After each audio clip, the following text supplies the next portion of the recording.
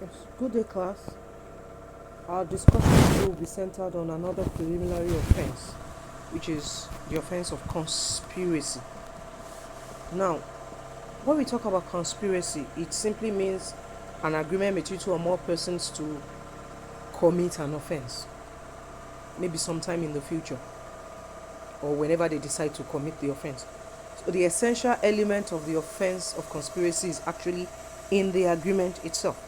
So, when two or more people come together to decide to commit an offense, it is an offense. Whether they eventually carry it out or they don't eventually carry it out, conspiracy is an offense. The agreement is already an offense. Now, the actus reus of the offense of conspiracy is actually in the agreement.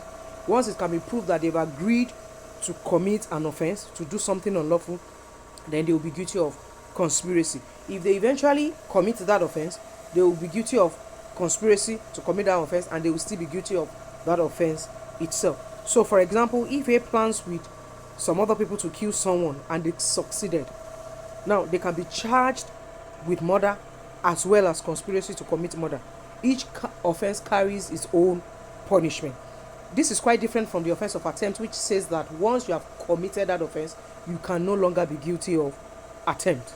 Now, the law seeks to punish conspiracy because when you have just a single person planning to commit an offense, you can still say it's still manageable. But when you have two or more people that decide to commit an offense, then their danger to the community or to the public at large is much more higher than when just a single person decides to commit an offense. So it's easier to actually prove the agreement between two or more parties than just a single person's in criminal intention. Now, the penal code and the criminal code did not give us any express definition of conspiracy. They just made provisions for the offense of conspiracy.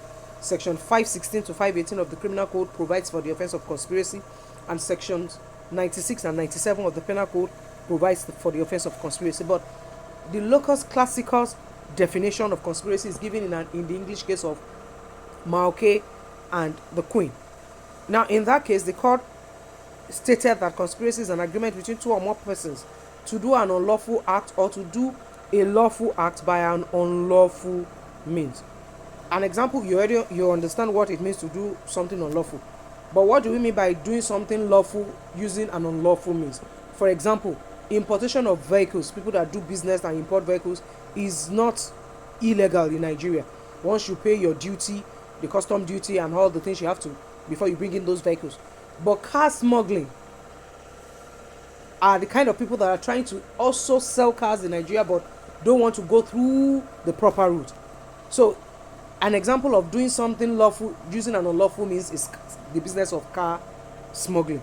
Now, this definition in Maokay and the Queen was also adopted by the Nigerian case of Majekodunmi and the Queen. So in Nigeria, the definition of conspiracy we have by the court is when two people decide to do something unlawful, or when they decide to do something lawful using an unlawful means. So, like I said earlier, the substance of the offense of rape is not of the offense of conspiracy is not in the intention but in the agreement.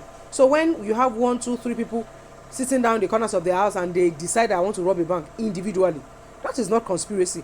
But the offense is in when they come together to agree to do that unlawful thing or that lawful thing using an unlawful means. Then we say that the offense of conspiracy has been committed. Now, in the case of Okeke and the state, in that case, the accused persons were charged with the accused persons, like 6, 7 of them were charged with the offense of conspiracy and murder. Now, the deceased wanted to kill his brother's wife, and then the first, second, third accused pursued him, and they were trying to wrestle the gun out of his hand so that he would not do such a thing. And in the process of doing that, the gun went off and he died. Now, on appeal, the court held that there was no conspiracy because what all the accused persons did was a reflex action, and what happened was actually not even murder but was accident, because they were trying to prevent a murder from occurring and then the gun went off by accident, and so it wasn't conspiracy and it wasn't murder. You can also see the case of Bayer and Inspector General of Police, where the parties agreed to obtain money by false pretense. Now, one of the parties held that He did not join them in collecting the money physically. But the court held that you don't have to participate in carrying out the offense. But once there's a proof that there's an agreement between you and the parties to do that unlawful thing, you are going to be guilty of conspiracy. Now, the court held that conspiracy is in the agreement in itself, and once it can be proved that there's an agreement between the parties, then the offense of conspiracy has been committed. You can also see the case of Erim and the state, where the court emphasized the element of agreement as the actus reus of the offense of conspiracy. Now, let's look at the general rules surrounding the offense of conspiracy. The first one we need to know is that, which I've been saying all along, there must be an agreement. So conspiracy is not merely in the intention, but in the agreement. Now, section 11 of the Evidence Act says that anything done or said or written, because agreement could be proved by, it could be expressed, it could be implied, it could be spoken, it could be written, it could be by some overt act. So anything done or said or done, written or said by any of the conspirators in furtherance of the common design of the evidence, or in furtherance of the common design of their unlawful act, is going to be evidence against all of them.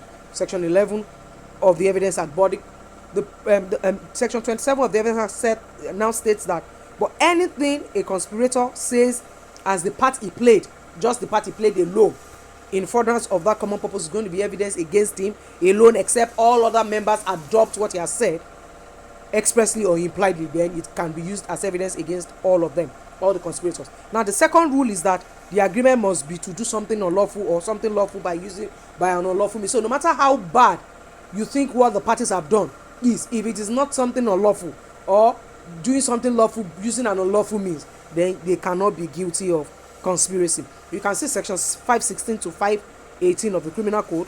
It states the different types of conspiracy we have. Also sections 125, 126, 127, 324 and 422 of the Criminal Code. They all state the different categories of conspiracies that people could actually engage in. Now, the third thing you need to note is that conspiracy is complete upon agreement.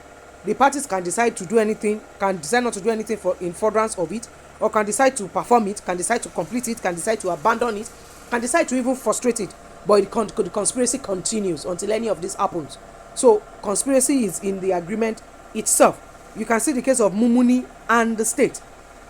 Here the accused persons actually tried to obtain money by false pretense.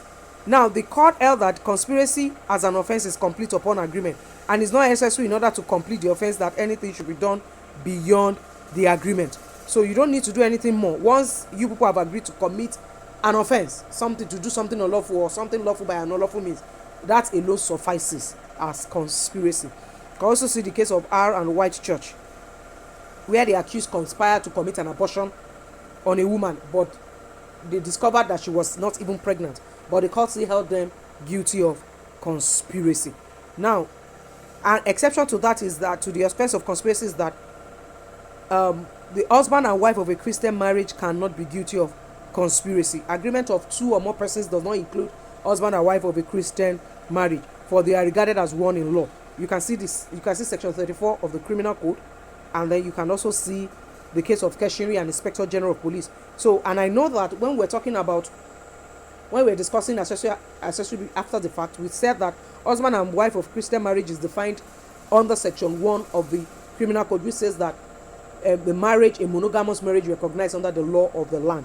So it's just a monogamous marriage that is referred to as husband and wife of a Christian marriage. Now, another thing you need to notice is that a person can be charged with the full offense and may not be, a person may be charged with the full offense, whereas he cannot be charged with conspiracy, like the example of husband and wife of a Christian marriage. Whereas a person can also be charged with conspiracy and you might not be able to charge the person with full offense. For example, a woman cannot commit rape, but can be charged with conspiracy to commit rape. She can't be charged with full offense, but may be charged with conspiracy to rape. So it's possible. And the fifth thing you need to note is that there must be an intention to carry out the full offense. As much as you have agreed, but you must have the intention to carry out the full offense at a later date. Now, in the case of State and Otu, all the parties agreed to kill somebody, but two of them now went to the police to say that this was what they agreed on. Now, the court held that there was no conspiracy, where one party had no intention to carry out his own part of the agreement. So there must be an intention to actually carry out the full offense. Even though if at the point you were arrested, you had still not carried it out, but the intention must be there. Thank you very much for listening to me. So please read the note I've sent ahead, then watch and listen to this video. Thank you very much, and please stay safe.